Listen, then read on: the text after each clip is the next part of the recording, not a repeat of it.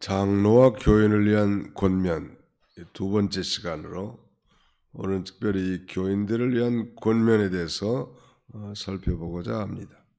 우리가 이 복습한다면 장로들에게 주신 그 세 가지 교훈은 억지로 하지 말고 자원함으로 하라는 것.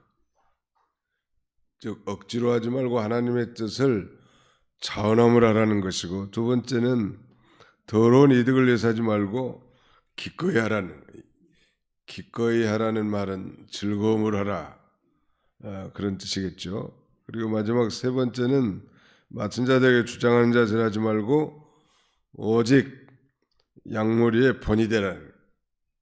이거 만고불변의 이 장로들에게 주신 교훈이고, 우리 명륜교회에서도 그 장로 장립이 있었는데 이 권면하시는 이 고성남 목사님이 이 본문으로 권면을 하였습니다. 아무튼 우리 장로라고 하면 이미 설명한 것처럼 이 교훈 장로와 칠위 장로가 있는데, 교훈 장로라면 오늘날 목회자를 가리키고, 칠위 장로는 성도들이 선택해서 안수받은 교인으로서 목사님을 도와서 교회를 함께 세워나가는 그런 직분이 칠위 장로. 물론 이 교훈 장로도 당회를 구성해서 함께 칠위하는 일을 하지요. 그런데 중요한 것은 억지로, 즉 부득이함을 하지 말고 하나님의 뜻을 따라서 자원함을 하는 게 중요하고, 그 다음에는 부당한 이득, 그걸 위해서 하지 말고 기꺼이 하고, 맡은 자들에게 주장하는 자세를 하지 말고 약물의 본이 되라. 독재하지 말라는 건데, 말하자면 언제나 성령의 인도를 받아서 하나님의 뜻이 무엇인가 이걸 찾아야 돼. 모두가 다 반대해도 한 사람이라도 하나님이 뜻이면 그걸 따라가는 게 옳고, 대개는 다 하나님의 뜻이면 모든 사람들이 다 공감을 하고 동의를 하죠. 그리고 아주 특별한 경우는 더 상식적으로 생각하기 때문에 그 상식을 뛰어넘는 하나님의 뜻이 있을 수 있단 말. 근데 그 하나님의 뜻을 저버리고 대중의 의견, 다수의 의견을 쫓아간다면 그건 하나님이 기뻐하시지 않을 것입니다. 그러므로 기도를 많이 하고 언제나 하나님의 뜻을 따라 자원함으로 하되, 더욱 중요한 리더들의 이 교훈은 이 모본을 보이는 게 제일 중요합니다. 말하는데도 모본, 행동하는데도 모본, 기도하는데도 모본, 섬기는데도 모본, 봉사하는데도 모본, 말이 필요 없는 거예요. 평신도들이야 크게 문제될 게 없겠지만, 리더의 중요성은 많은 사람들에게 영향을 끼칠 수 있기 때문이죠. 자기가 자기 하고 싶은 대로 하는 건 누가 뭐라 하겠습니까? 많은 다른 사람들에게 영향을 끼치기 때문에 중요한 것이고, 더구나 이 말씀을 증거하는 이 교훈 장로인 목회자의 경우는 행동과 말이 일치하지 않을 경우는 그의 전달이 되지 않고 은혜 받을 수 없습니다. 존경심을 잃어버린 목회자의 교훈은 성도들에게 은혜가 되지 않는다는 말. 그래서 존경심을 가져야 돼. 그 존경하는 사람이 설교를 할 때 그 설교가 은혜가 되는 거지, 본이 되지 않고 그 행동과 언어가 일치하지 않는 그런 그 메시지의 능력이 가해질 수 없다는 말. 목회자뿐만 아니라 모든 리더들이 다 마찬가지겠죠. 자, 오늘은 이제 두 번째 시간으로 교인들을 위한 권면은 두 가지를 지시하고 있는데요. 첫째는 5절에 보시면 젊은 자들아 이와 같이 장로들에게 순종하고, 일반 교인들은 장로들에게 순종하라는, 여기 젊은 자들은 교인들을 가리킵니다. 그런 면에서 교회 안에 비단 장로님들이 아니더라도 연장자들에 대해서 우리 교인들이 순종해야 합니다. 그들은 다 백발이 거저 생긴 게 아니고 백발은 노인의 멸관이라고 했는데 이 오랫동안 사시면서 수많은 경험과 연단을 거친, 그래도 그 백발 앞에 우리가 머리를 숙이는 것은 그 인지상정이요. 교회 내 장로님들에게는 두말할 것도 없지만 모든 엘더, 장자들, 그 연장자들에 대해서 이렇게 순종해야 합니다. 이건 순종은 의무적인 순종이고 또 신앙적인 순종이고, 다른 하나는 직무적 순종이에요. 하나님이 세운 질서니까, 하나님이 세웠기 때문에 그 질서를 따라 우리가 순종하는, 그분이 나보다 뭐 못나고 부족하고 허물이 많아도 하나님이 세운 질서이기 때문에 우리가 장로님, 목사님, 요새는 제가 뭐 총회장이다 보니까 뭐 총회장님 하는데 듣기 거북스럽더라고. 그저 하나님의 종으로서 그 심부름할 뿐인데 말이죠. 그러나 그분들에게 있어서는 하나님이 세운 질서인 줄 알고 또 그렇게 호칭하는 거예요. 직무적 순종, 의무적 순종, 신앙적 순종, 이 세 가지로 그 해석할 수 있을 것 같습니다. 우리는 또 하나님께서 성경에 교인들이 장로들에게 순종하라고 했으니까 순종하는 거예요. 신앙의 지도자고 윗사람이니까 그 직분이 또 목사고 장로기 때문에 순종하는 것입니다. 옛날 이병기 목사님은 교역자도 자기보다 먼저 교역자가 된 경험 있는 선배 교역자나 스승 교역자들에 대해서도 잘 순종하라고, 그 순종을 배우지 않으면 소망이 없다고 그렇게 가르쳐 왔습니다. 디모데전서 앞으로 넘어가서 5장 17절, 디모데전서 5장 17절,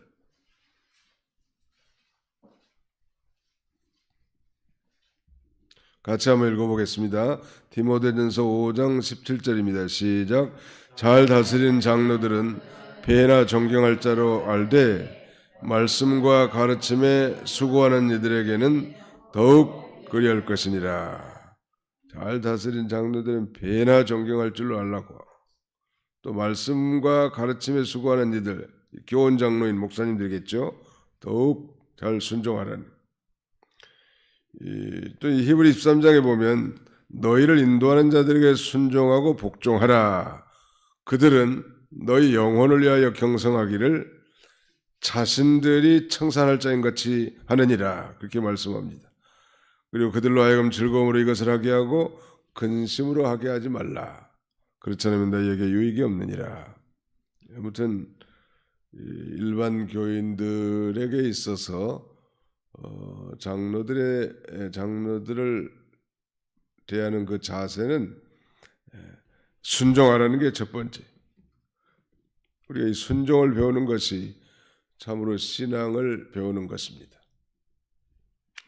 이 교육자가 먼저 우리가 순종을 또 배우지 않고 성경만 배우면 참된 교육자가 될 수 없다고 이병기 목사님 강조했는데,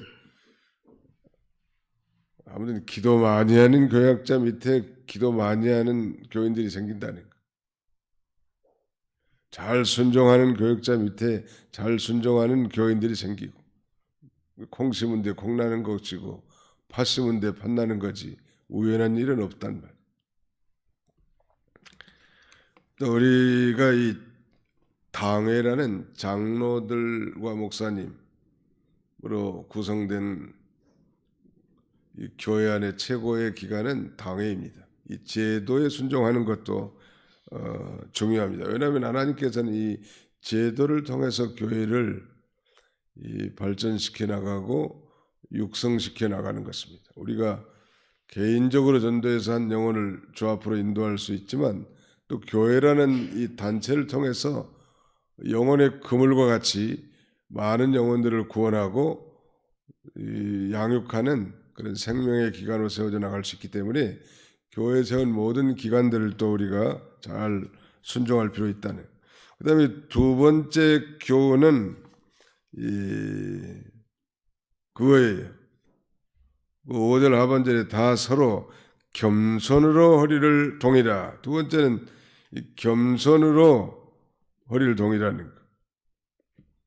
허리를 동이라는 말은 언어적 의미가 옷 입다는 의미인데 마치 노예들이 주인의 시중을 들기 위해서 앞치마를 두르는 것 같습니다. 그 언어적 의미의 뜻이 그거예요. 한번 상상해 보시면 요한복음 13장에 예수님께서 앞치마를 두르시고 친히 제자들의 발을 써주는 그런 놀라운 장면이 나오죠.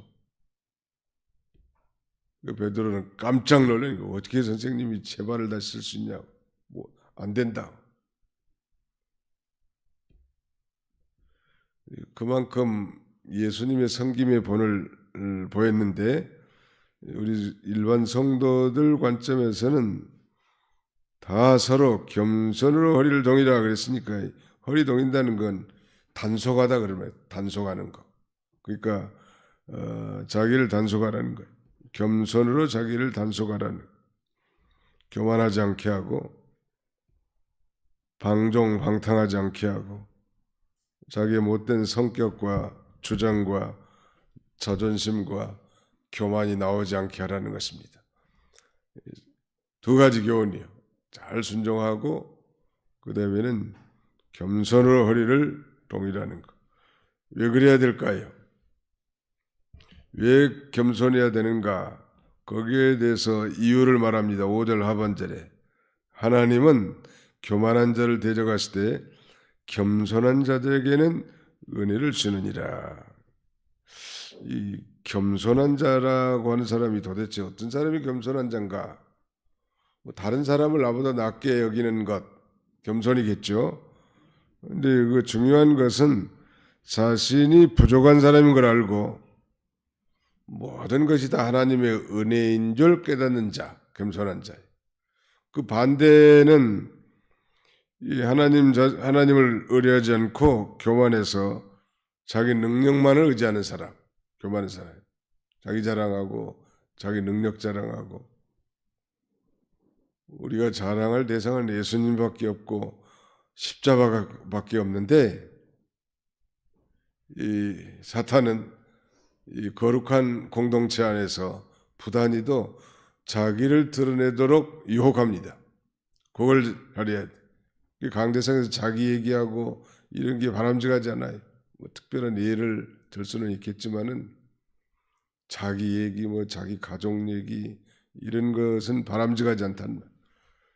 예수가 알아서되 그것만 하는 거예요.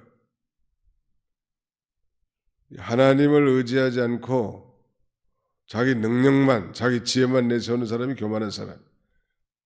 겸손한 사람은 하나님을 의지하는 사람이야.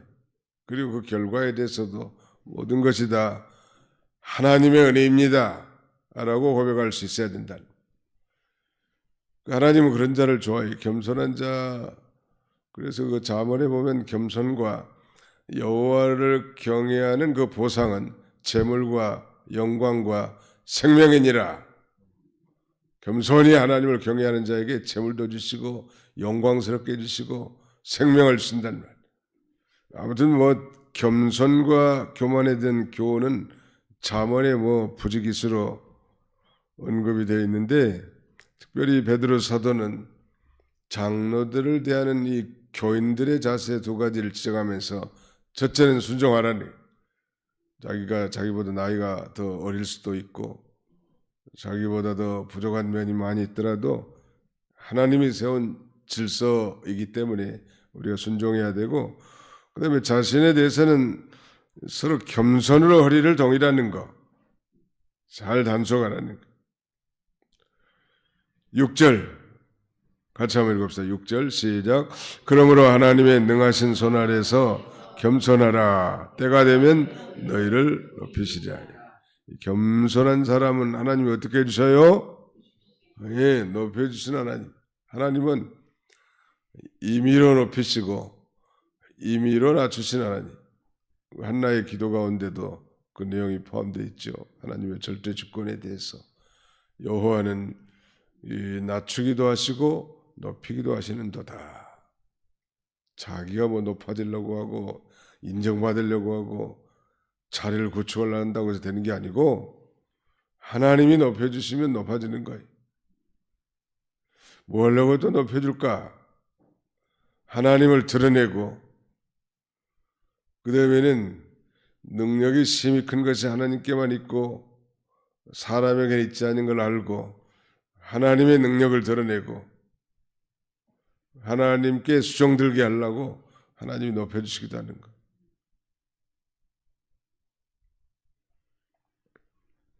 우리 성구를 한 군데 찾아봅시다. 시편 75편입니다. 시편 75편 6절로 7절. 시편 75편 6절로 7절.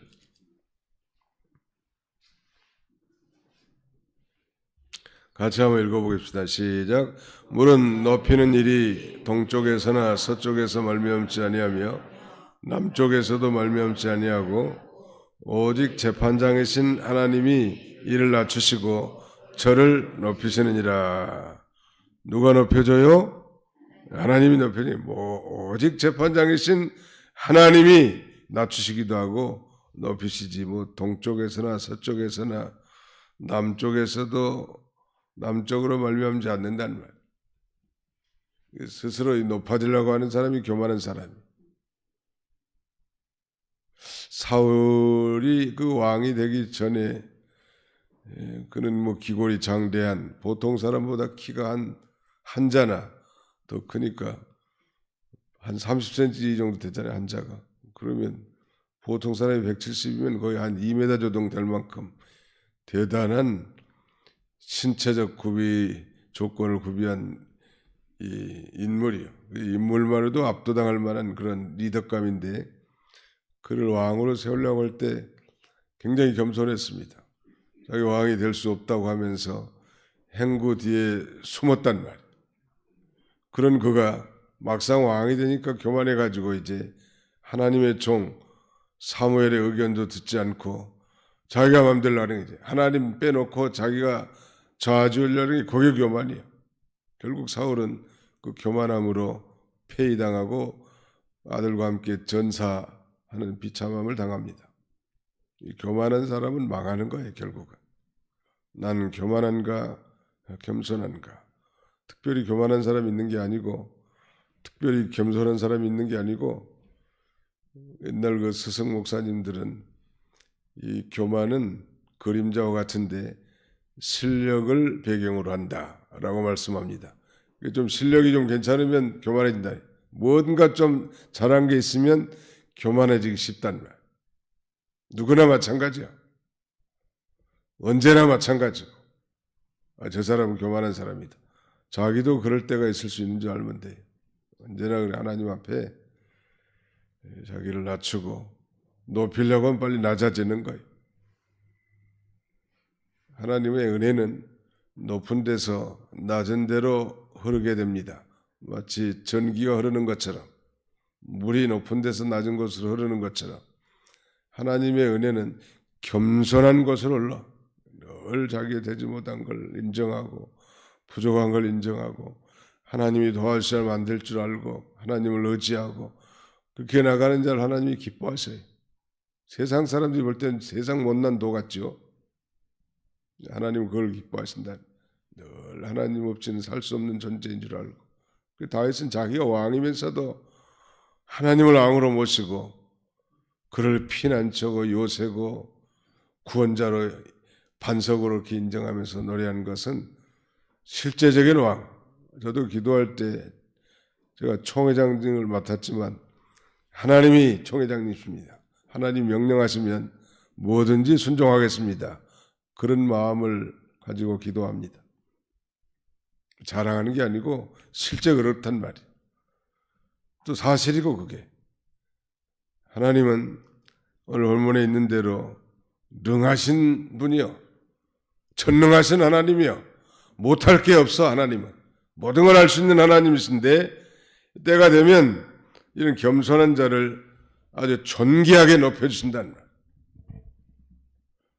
제가 종종 예를 듭니다만 그 미국에서 이 뿔이라는 소설을 써서 일약 아주 이 베스트셀러가 될 뿐만 아니라 유명 인사가 된 사람이 하나 있죠.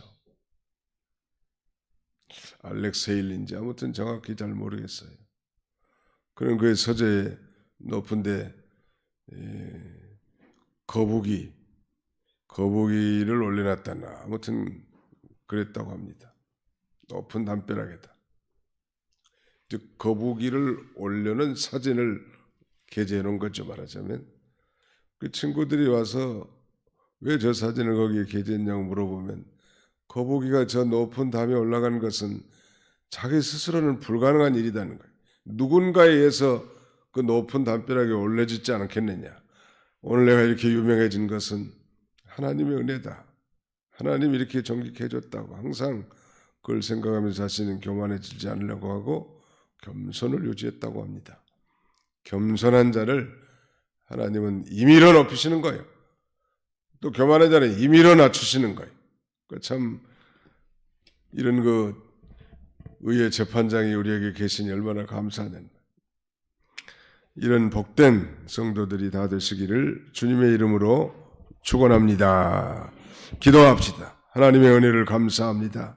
주일을 보내고 또 새벽에 다소 피곤할지언데 이렇게 믿음을 가지고 기도의 능력을 믿고 우리 하나님 앞에 나와 기도할 수 있도록 은혜 주심을 진심으로 감사하고 감사를 드립니다. 자비로우신 아버지 하나님, 교회 안에 장로님들을 세우시고 또 목회자들을 세우셔서 우리를 지금까지 인도해 주신 아버지 하나님, 교인의 우리가 마땅히 그들을 잘 순종하라고 또 겸손의 허리를 동일하고 우리에게 말씀해 주셨사오니 늘 기도할 때마다 주의 종들과 장로님들 위해서 기도해주고 하나님이 세운 질서인 줄 알고 내 마음에 들지 않더라도 잘 순종하고 겸손하게 나가면 하나님이 존귀케 하고 높여주신다고 했사오니 이런 하나님이 계신 걸 감사하고 아름다운 교회를 세워나가는 우리 모두가 다 되게 해 주시옵소서. 상을 당한 가정이나 또 병든 이 고난 중에 있는 형제들 우리가 이 기도 제목 가운데 있사오니 하나님께서 같이 해주시고 기도할 때마다 저들을 위해서 간절히 기도할 수 있도록 은혜를 베풀어 주시고 우리의 기도를 통하여 저들이 위로받고 저들이 새로운 힘을 얻고 치유함 얻을 수 있도록 우리 하나님께서 은총을 나려 주시옵소서. 우리의 사업장과 직장 그리고 우리 모든 자녀손들의 인생의 앞길에 축복해 주셔서 하나님의 거룩한 뜻이 우리의 삶의 터전 가운데 아름답게 성취되도록 인도하여 주시옵소서. 예수님의 이름으로 기도하옵나이다. 아멘.